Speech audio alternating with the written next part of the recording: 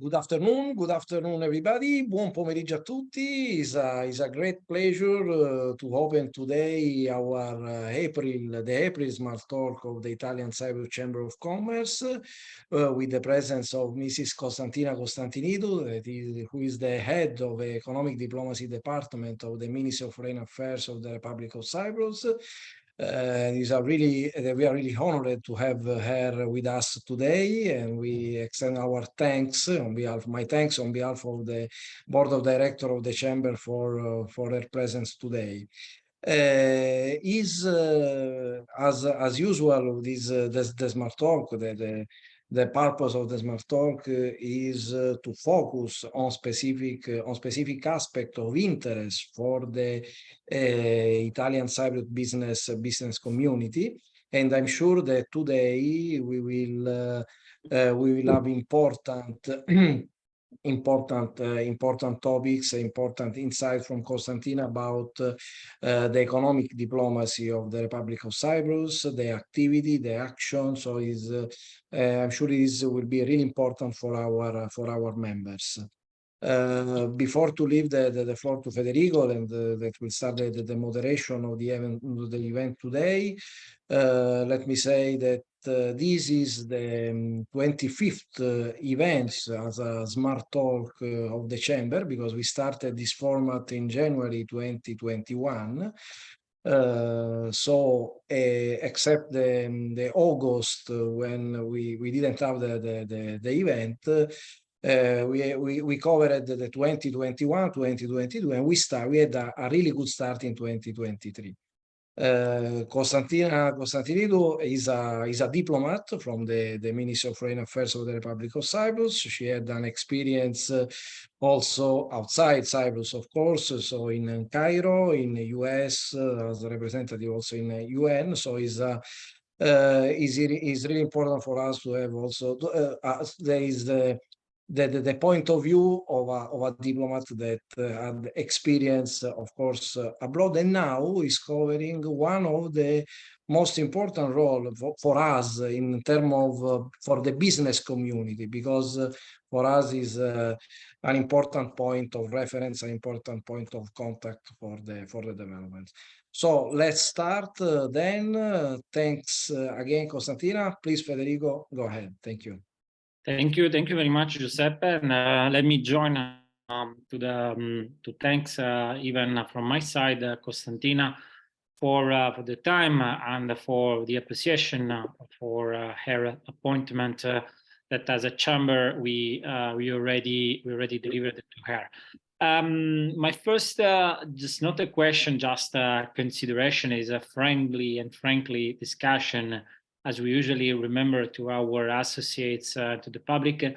Well, I would like to kindly ask to Constantina to give to our audience a general overview about the areas of interest and responsibility of the Economic Diplomacy Department within the Ministry of Foreign Affairs of Cyprus, and also specifically the role where you have been recently appointed.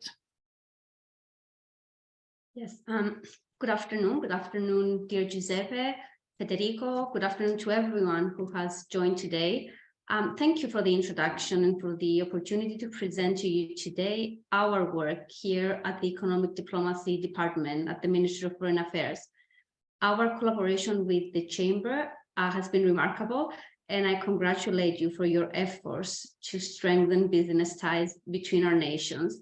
And I appreciate the participation of all attendees today, and I trust that our conversation will be insightful. Now, our department's responsibilities include establishing strong and meaningful connections with significant economic and business players in Cyprus. Furthermore, we aim to instill a culture of economic diplomacy within the ministry. So to this end, we, along with key stakeholders, we drafted the strategy of economic diplomacy, which was adopted in October 2020 by the Council of Ministers. We are now in the implementation phase of this strategy. So the ministry, through this strategy, takes a more active role in the promotion of economic relations of Cyprus with other countries, facilitating and enhancing the work of other ministries, other players, through the network of embassies around the world, leveraging our diplomatic relations. As you may know, Cyprus, like many other countries, faces a range of economic challenges, from increasing competition in global markets to emerging trends in innovation and entrepreneurship. Yet with these challenges come opportunities for us to use our diplomatic resources and create a brighter economic future for our nation. And here at the Ministry, our vision is clear. We aim to promote Cyprus as an attractive investment destination, so boost economic cooperation with other countries, advocate for Cyprus's economic interests in international fora, and support innovation and entrepreneurship. We believe that by focusing on these strategic pillars, we can achieve our mission of promoting economic growth, prosperity. So now, to achieve this vision, we have identified several key priority areas for our work. First, we are committed to promoting Cyprus's tourism industry, which of course is a key driver of our economy. Through targeted marketing and outreach, we hope to attract more visitors to our beautiful island and highlight all that Cyprus has to offer.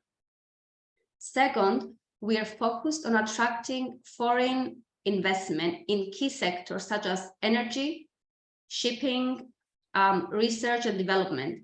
We know that these industries are critical for our economic growth, and we are committed to creating an enabling environment that supports investment and innovation. Third, we are working to strengthen economic ties with neighboring countries and emerging markets. We know that by forging closer economic partnerships, we can create new opportunities for trade, investment, and collaboration. Finally, we're committed to supporting innovation and entrepreneurship. We know that these are key drivers of economic growth, and we are working to create an ecosystem that supports startups, accelerates innovation, and fosters entrepreneurship. Thank you. Very interesting, Constantina, and also very interesting how Cyprus is adapting and must be, like many other countries, resilient also in the adaptation of the public administration. We experienced in Italy a changing of the model from administrative or public administration in terms of economic diplomacy. And we see that even Cyprus has done something similar.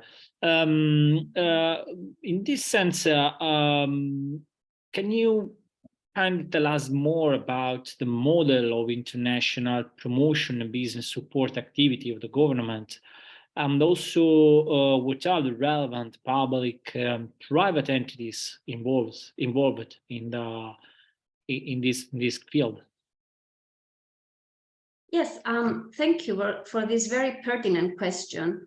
The government of Cyprus has implemented a model of international promotion and business support activity that involves public-private partnerships and enhanced diplomatic activity. Economic diplomacy plays a crucial role in helping the internationalization of Cypriot businesses and attracting productive foreign direct investments.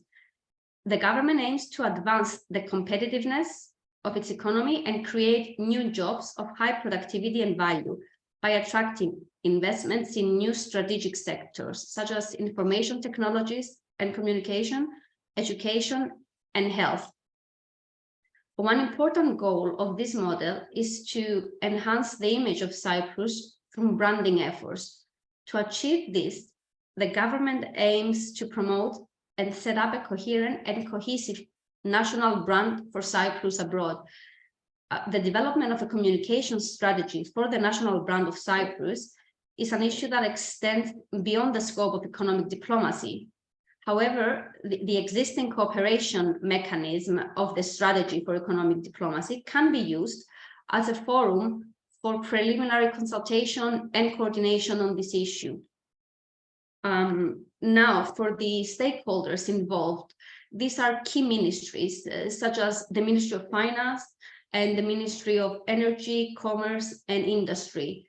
Also, the three deputy ministries, that of Tourism, Shipping, and the Deputy Ministry for Research, Innovation and Digital Policy.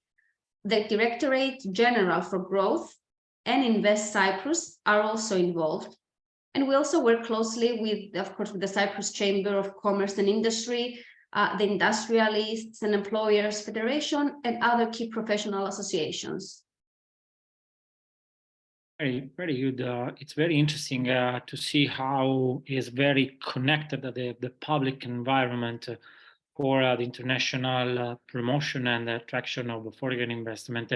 But also, are there geographical areas or sector of major interest in this sense in the activity that you are running up? Yes, and I'm happy to identify them. The government's economic policy defines the sectors that are of significant interest.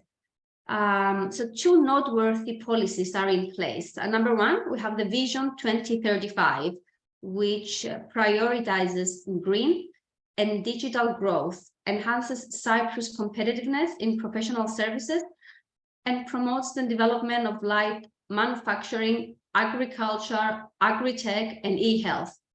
And number two, we have the strategy for attracting business and talent to Cyprus, which emphasizes high technology, shipping, innovation, research and development, biogenetics, and biotechnology, along with other potential sectors. Our focus on geographical areas involves making use of Cyprus's embassies network, with a stronger emphasis on EU partners, including, of course, Italy, the UK, Eastern Mediterranean and Gulf countries, as well as the US, India, and Japan. This is very interesting, even from geographical point of view. As we discussed so many times, it's not so easy to make business abroad, because there is still the geography, and what we are experiencing in these 2 years is there to say, guys, okay, you can do business, but okay, geography is important.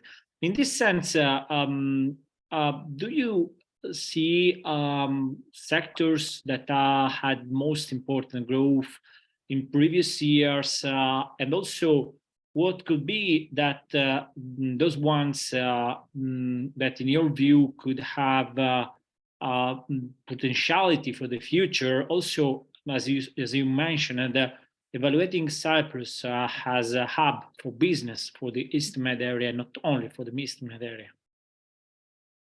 Yes, okay. Let me start by saying that in 2021, the economy recovered from the impact of COVID-19, with GDP increasing by 6.6%.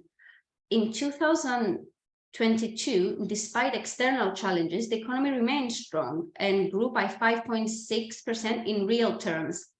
This was due to positive developments in the tourism sector and continued expansion of exports in other services. Private consumption increased significantly due to the fast reactivation of the economy, savings from 2020-2021, and savings created in 2022. Services make up a significant portion of Cyprus's economy, representing approximately 82% of gross value added. So the economy has been primarily driven by sectors such as tourism, shipping, business and financial services, and real estate, of course, which have been major contributors to growth in the past. Nevertheless, the country's productive base has been expanding in recent years, with emerging sectors presenting noteworthy potential for future growth. Those sectors include areas such as ICT, high-tech companies, higher education, renewable energy, which is actually receiving strong support from both the Resilience and Recovery Plan and national funds.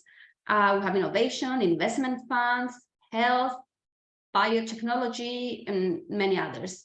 Value added increased in almost all sectors, with the most noteworthy growth in information and communication, accommodation and food service activities, wholesale and retail trade, and transportation and storage. The only sector that saw negative growth was construction, due to the increase in construction costs caused by the ongoing war in Ukraine, resulting in higher energy prices and supply chain disruptions. So that was the only sector that saw negative growth. The job market in Cyprus actually improved in 2022, with employment increasing by 2.9%.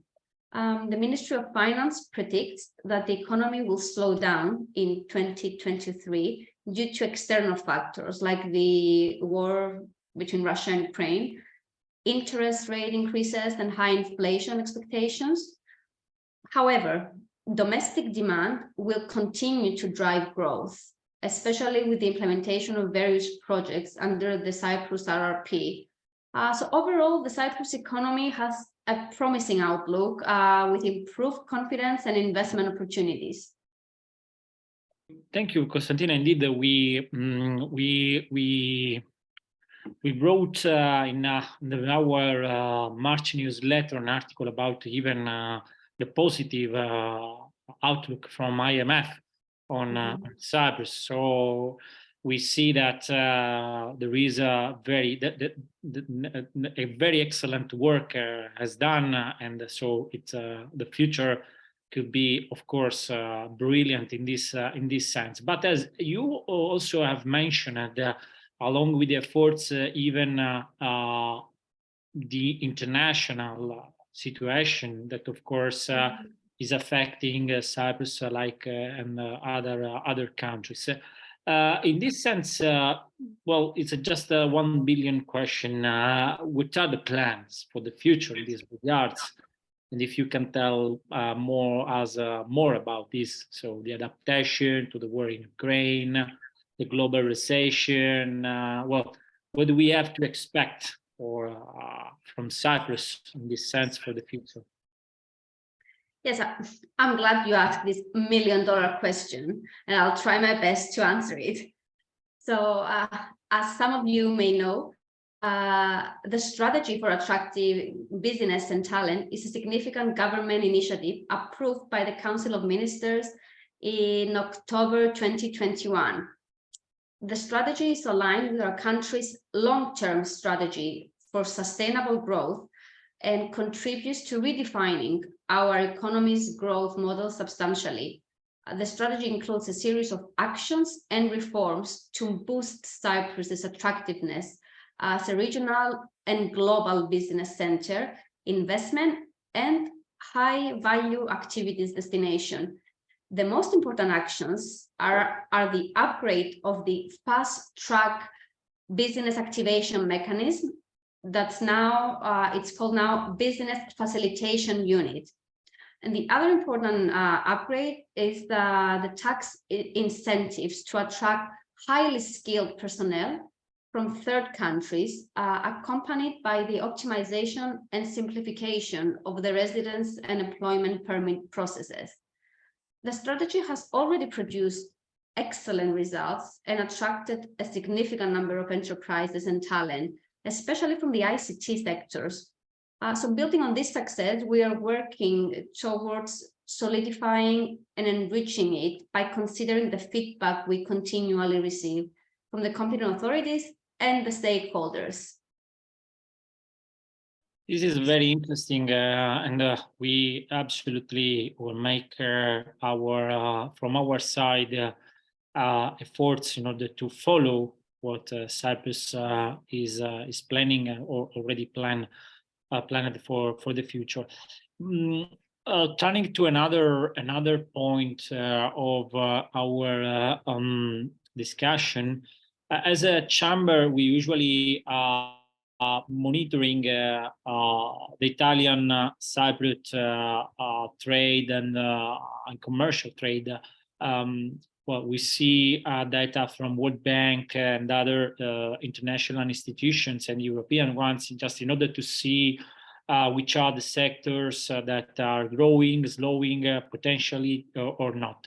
From your side, do you see, well, if you see and if you have different data from your data, of course, you see sectors where you see more potentiality in terms of development in the coming years in relation to Italian-Cypriot commercial trade? Yes, data for 2022 for both imports from Italy and exports to Italy showed a significant increase, basically returning to pre-pandemic levels. The imports from Italy amounted to close to 100 million euro, and the exports to Italy to 46 million euro. So as regards trade in services, and according to 2021 data, Cyprus exports to Italy amounted to 183 million euro, and imports of services from Italy amounted to 125 million euro. There is, of course, room for strengthening business cooperation and promoting trade in services between our two countries. And business forums can bring Cypriot and Italian business communities closer together in order to promote B2B partnerships and boost business opportunities in trade of services. In my opinion, there are opportunities to expand the amount of two-way trade in the future by taking full advantage of the EU's internal market. Cyprus, for instance, is pursuing strategies to boost the growth of its light manufacturing and agri-tech industries, which could result in a rise in the quantity of products being exported. It's a very interesting point that you have marked. Indeed, one, and I, of course, must be true, one of the area in which we, as a chamber, of course, we plan to work for this year and for years to come is to make and to set up a joint project between Cyprus and Italy in order to attract a European fund. That is something that could boost and to set, of course, the ground of business relation. There is also, of course, one area in which Cyprus has emerged as one of the most important countries, and I'm talking about energy resources.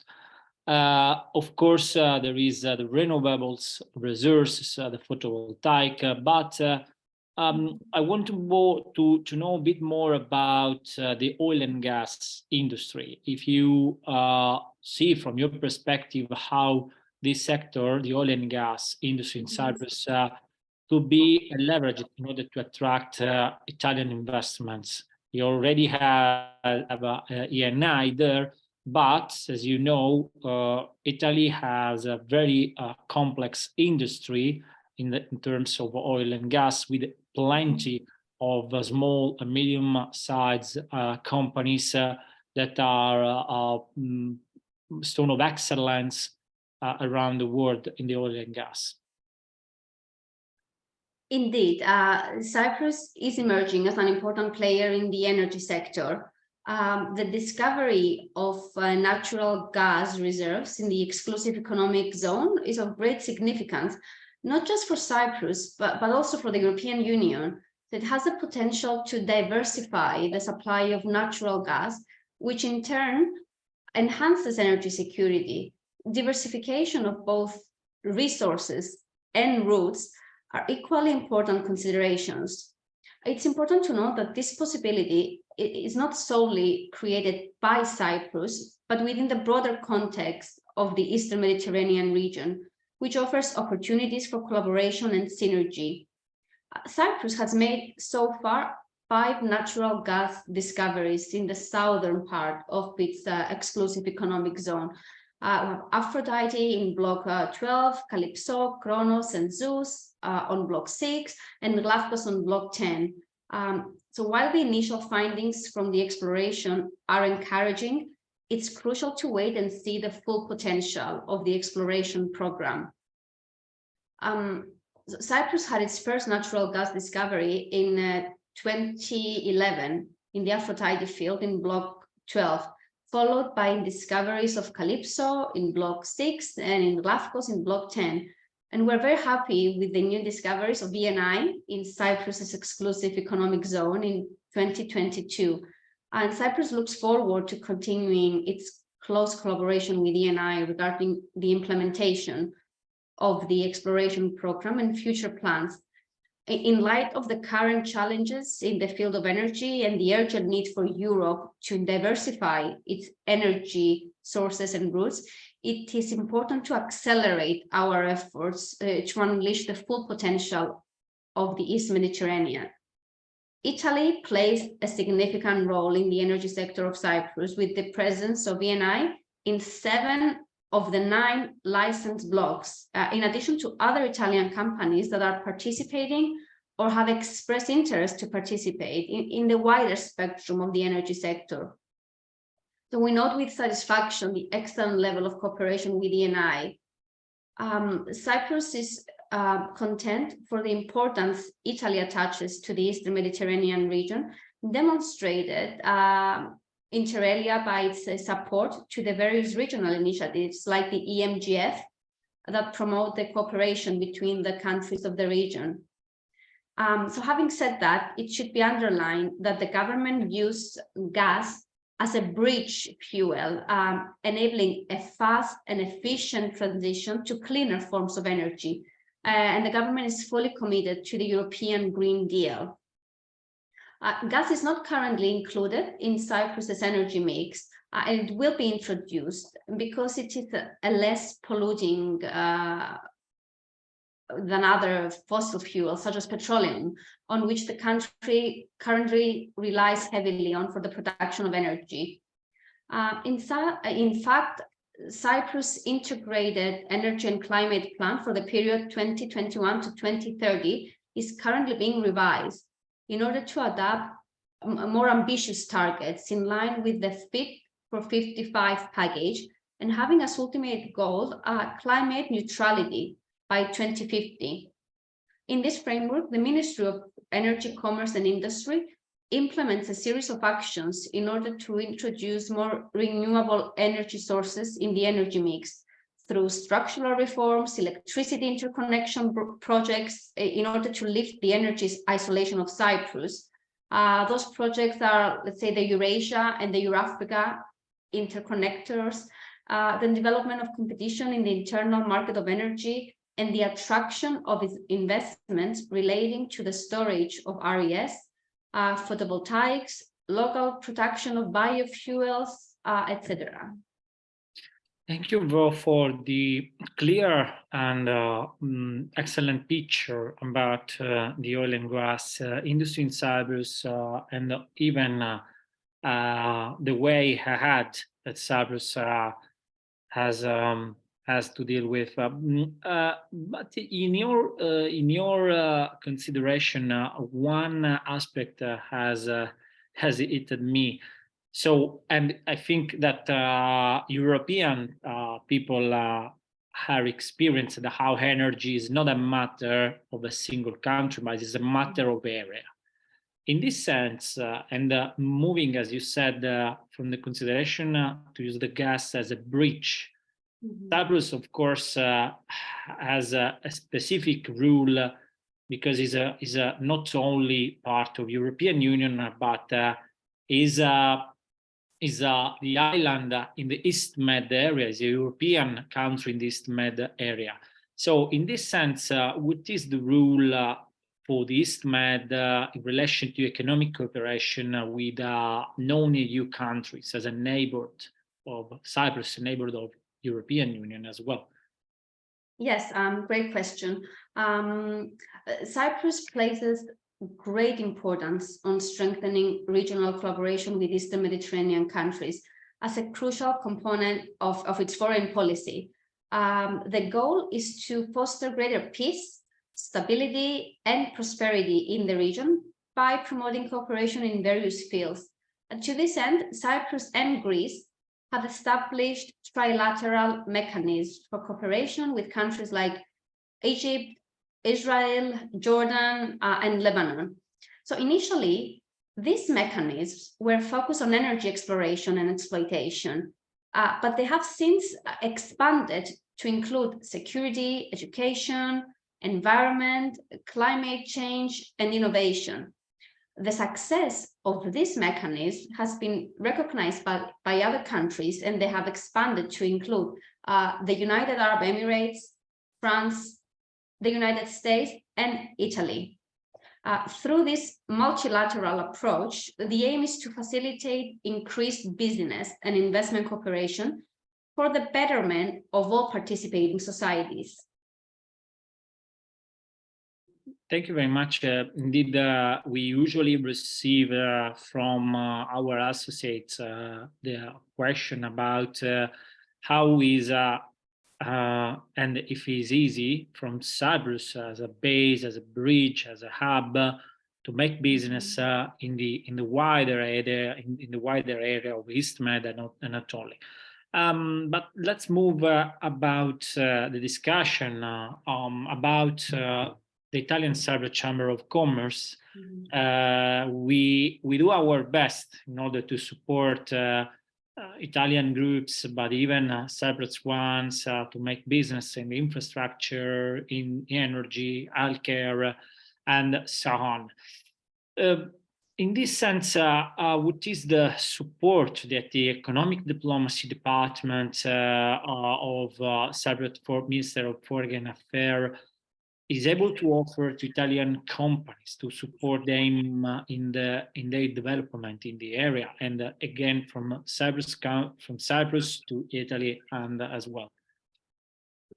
Yes, well, the Ministry of Foreign Affairs has emphasized the significance of maintaining strong relationships and communication channels with both public and private economic stakeholders. As part of the model of economic diplomacy, the ministry collaborates with these stakeholders in planning and coordinating various economic diplomacy activities. These activities may include organizing business events, raising awareness about policies, about legal frameworks, and incentives, among others. The ministry can provide support and assistance for organizing such events, as well as facilitating contacts with other stakeholders. And for those interested, direct contact can be made with the Minister's Department in Nicosia or through their network of embassies worldwide, including, of course, the one in Rome.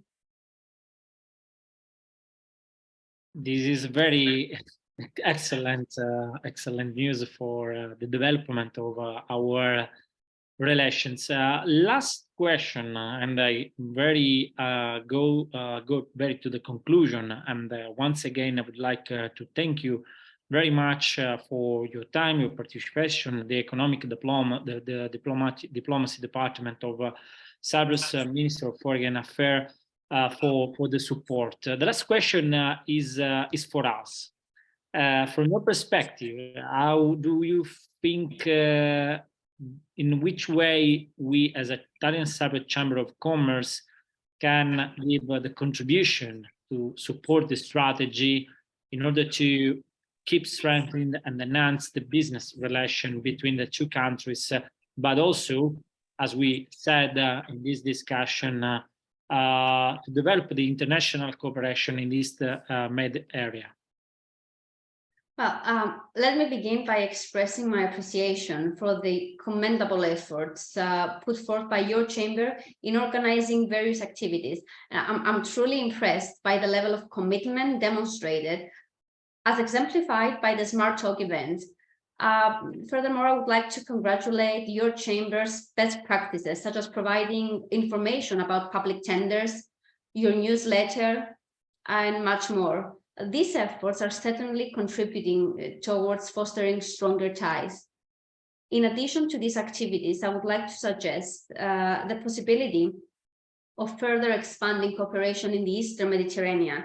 This can be achieved by engaging with Italian and Cypriot stakeholders, including embassies, chambers, trade centers, and private companies that have a presence in the region. Such collaborations would provide an opportunity to explore and promote cooperation between the respective countries. And in concluding, I would also like to thank you again for this opportunity to present our work, to present our goals. And, you know, as we navigate through an ever-changing global landscape, economic diplomacy has become an increasingly valuable tool for nations to promote their economic interests and foster positive relations with their trading partners. Thank you very much once again, Constantina, and I leave for the conclusion the floor to the honorable Mr. Vice President Kostas Katsaros. Please, Kostas. Thank you, Federico. It was really a pleasure and an honor, I would say, to hear Constantina analyzing the new strategy and approach at a centralized level by the Cypriot government of the way forward for the economic diplomacy of Cyprus. It's very important to see that there are developments, there is a change in strategy, a more centralized view of how things could be driven. For us as chamber, it's very important because it's a similar model, I would say, or a model that is closer to the one used also by the Italian government. It was really important also for the audience from Italy to have an overview of how the situation evolves in terms of both the economic developments in Cyprus, the challenges, answers to specific questions with regards to specific sectors like oil and gas industry. I think that it's very, very important also that we have the chance to exchange views in the forums organized by the chamber, starting from the forum in Rome in 25th of May. For us, it's always a pleasure and an honor, I will repeat, to have the close collaboration with both the governments in the efforts towards strengthening business relationships. And I'm sure that this will continue. Despite all the challenges, we will be there to try to improve and to find new paths to explore. Thank you so much, Constantina. It was really a pleasure and an honor. I will greet all the members of the audience for their, patience to be always in the smart talks and follow the developments. And looking forward for the meetings that we will have in person and the collaboration starting from the forum in Rome in 25th of May. Thank you all. Thank you, and have a good afternoon. Thank you. Thank you.